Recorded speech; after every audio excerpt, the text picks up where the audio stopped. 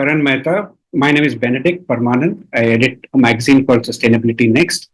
Welcome to Sustainability Next dialogue series.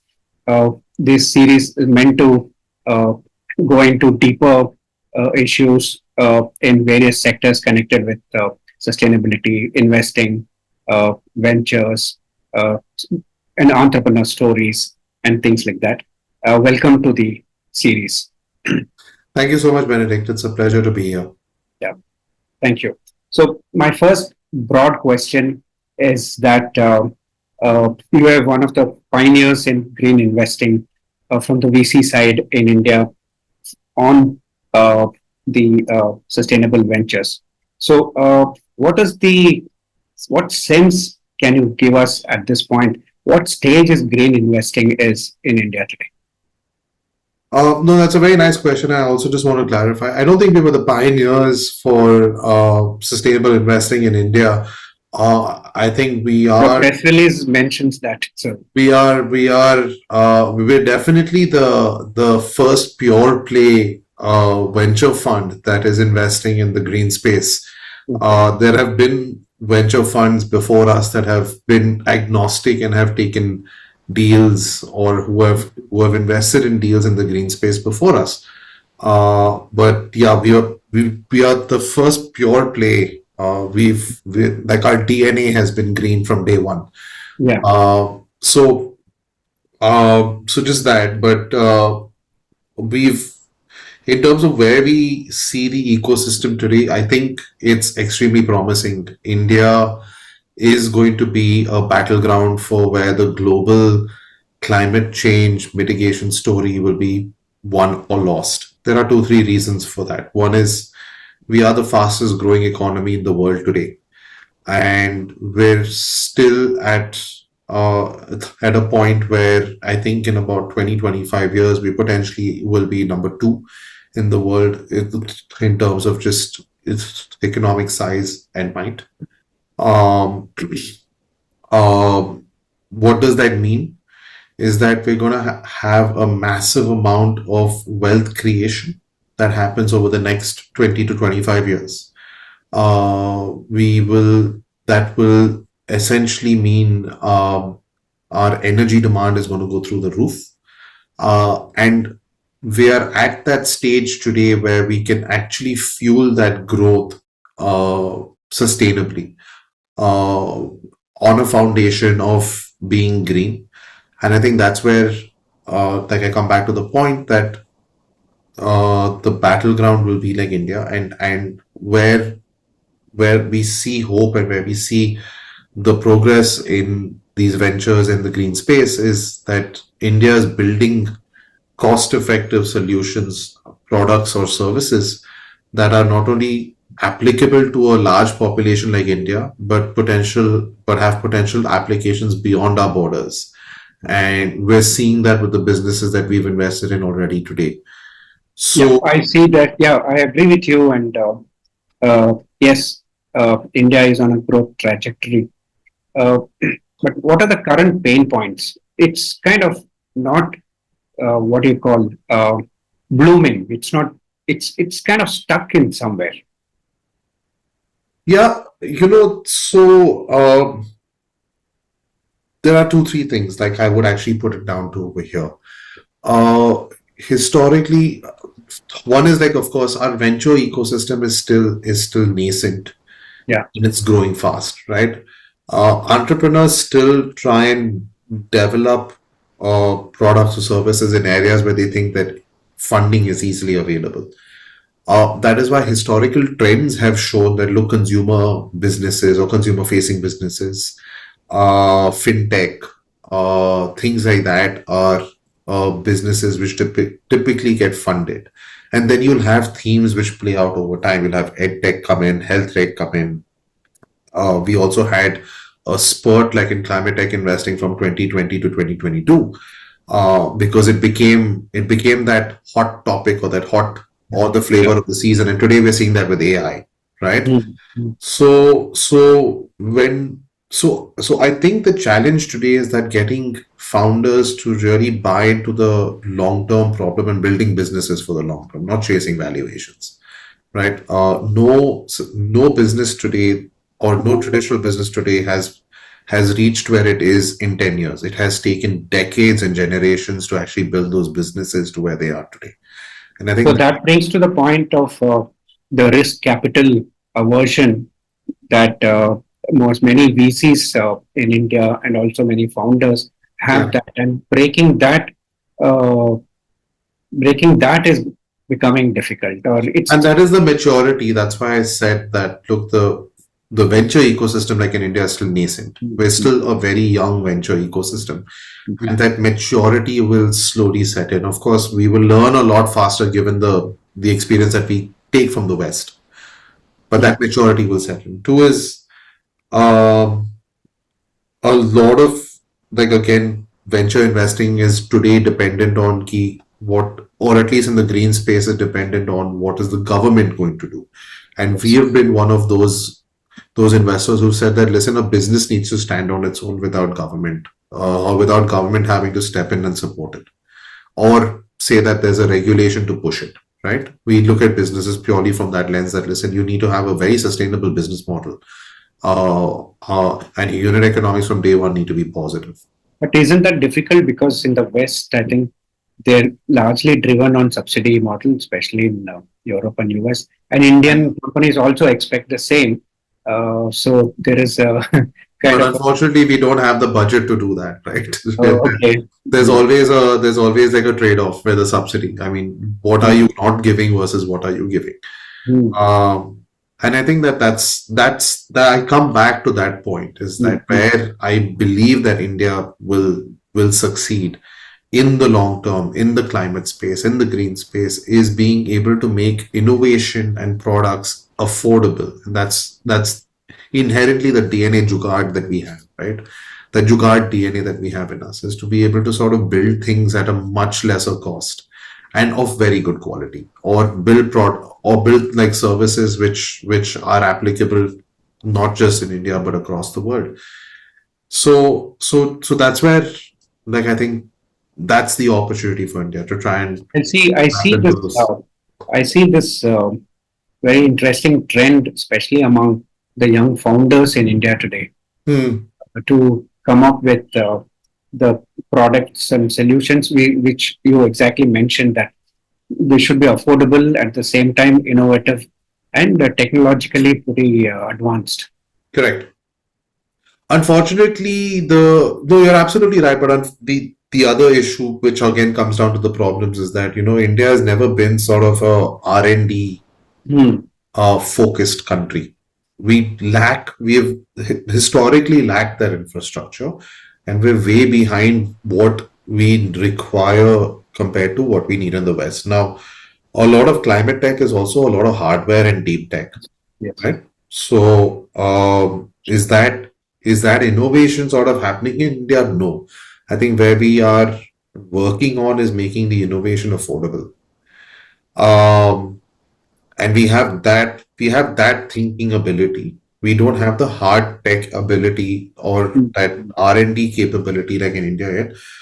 The universities are sort of building on it, but it will probably take some time before we get to that level of sophistication as we see in the West. So so definitely that is an opportunity. And again, with Benedict, I come back to the fact that today, there are this ecosystem is still growing. The early investing, early How many years we are away to, I'm not saying maturity, but at least to a sense of maturity? I think it's going to take some time. I mean, it would be a fool's guess for me to put a number to it. I'll be Yeah, throwing a dart, right? yeah. Effectively. But I do see that, the the the the GPs or the people coming into the business today are coming with the tradition the are not from the traditional venture investing backgrounds that we've seen in the past. There is a change. So definitely, people, we have to get cut and bruised to learn. So that learning is happening, and I guess that maturity will set in. Mhm. Interesting. Um,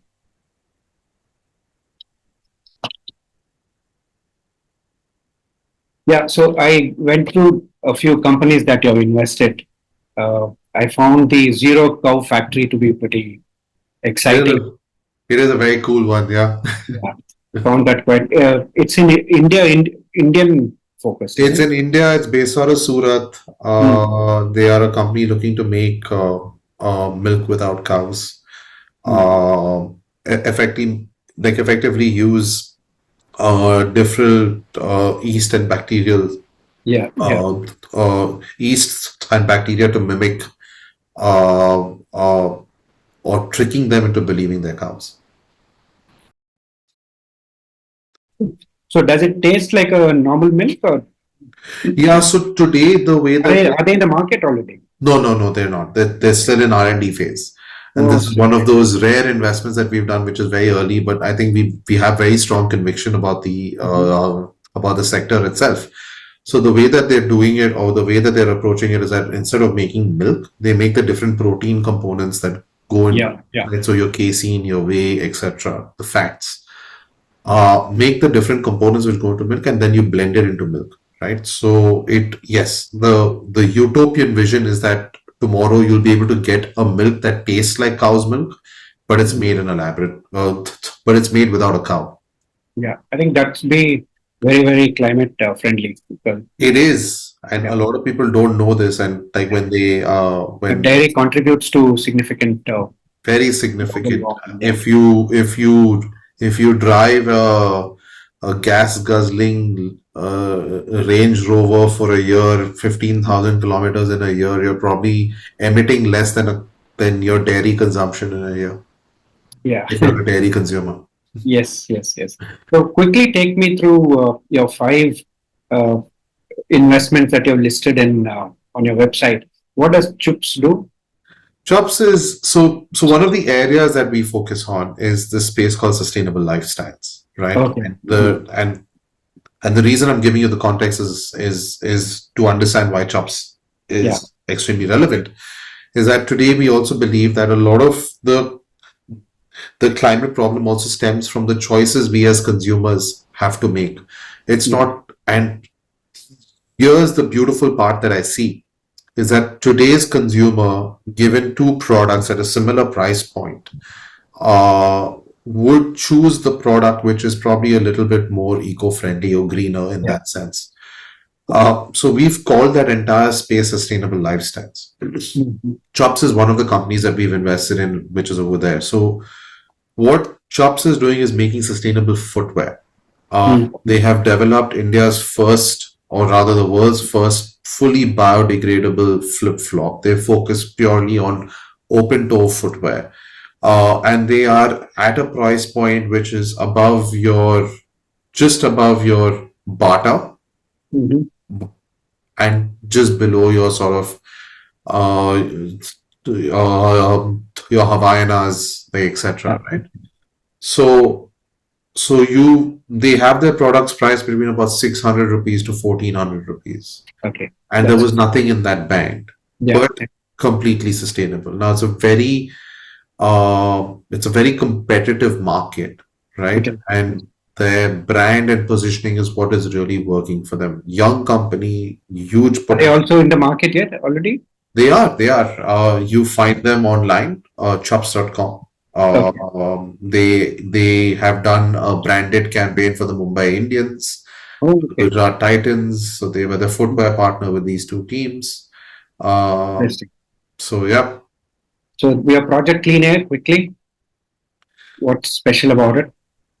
Project Clean Air is a pipeline company. Unfortunately, I won't be able to really go into much details there until we conclude on the deal. But Oh, okay.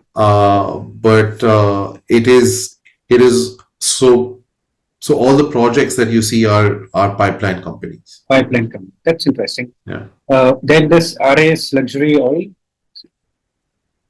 they are one more of the sustainable lifestyle companies that we've invested in. They're a farm to face beauty product brand, Mhm. completely backward integrated, sourcing products which are organic and directly from farmers, which are better sourced or more ethically sourced. Zero chemical formulations. and reducing their packaging waste in Yeah. the entire product supply chain, and essentially becoming stiff competition today to incumbent players like Forest Essentials and Kama Ayurveda. Yes. Yes. So giving them like essentially providing consumers affordable, great natural skincare, Mhm. and like a bit more luxurious in feel, um, skincare, largely focused on women, Yeah. um, um, through their products. Interesting. Just the last one, Revfin. I guess it's a Refin finance company. is a financing company. They essentially provide productive loans to two and three wheeler operators in most of the markets up north, some in the east, etc. They're across about uh, 14, 15 states today. Mhm. Um, so they provide basically EV financing to individual customers and fleets for buying electric vehicles for commercial uses. Great. So next question is directed at you. So what does the life of a venture principal look like? It's quite fun and interesting. So I also lead the team in India for Green Frontier Capital, like under Sandeep's guidance. Um, so the day to day is actually, well, it's always fun and exciting. Like evaluating companies. We're in the midst of a fundraise, so working on a lot of the operational work over there. Uh, uh, Dealing with investors, constantly like updating them on what's happening on the existing portfolio and trying to sort of get new investors to come into our fund.